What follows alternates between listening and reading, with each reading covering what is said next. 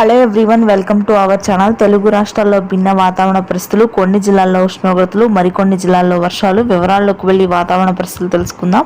వాటన్నిటికంటే ముందు మీరు ఇంకా మన ఛానల్ని కనుక సబ్స్క్రైబ్ చేయనట్లయితే వెంటనే సబ్స్క్రైబ్ చేసి పక్కనే ఉన్న బెల్ ఐకాన్ని కూడా క్లిక్ చేసేయండి. ఇక లేట్ చేయకుండా వివరాల్లో కనుక వెళ్ళినట్లయితే, బంగాళాఖాతంలో ఏర్పడిన ఉపరితల ఆవర్తన ద్రోణి ప్రభావంతో రానున్నటువంటి 24 గంటల్లో మధ్య తెలంగాణ, దక్షిణ తెలంగాణ భాగాల్లో మోస్తరు నుంచి భారీ వర్షపాతం నమోదవుతుంది.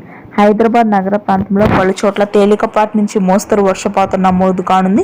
గత వారం రోజులుగా కురిసినటువంటి వర్షాలు కొంతమేర తగ్గుముఖం పట్టాయి. నాగర్ కర్నూలు, వికారాబాద్, రంగారెడ్డి, సంగారెడ్డి, మహబూబ్ నగర్, గద్వాల్, కరీంనగర్, వరంగల్ ప్రాంతాల్లో తేలికపాటి నుంచి మోస్తరు వర్షపాతం రాత్రి నుంచి కురుస్తుంది.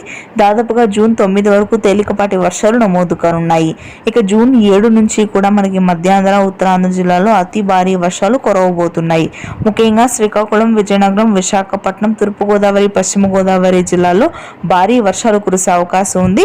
ఇక నెల్లూరు, ప్రకాశం, రాయలసీమలోని చాలా భాగాల్లో ఈదురుగాలులతో కూడినటువంటి వర్షపాతం మొదలవుతుంది. జూన్ 7 నుంచి 15 వరకు ఇదే విధంగా వర్షాలు కొనసాగే అవకాశాలు ఉన్నాయి తెలుగు రాష్ట్రాల్లో. Thanks for watching this video.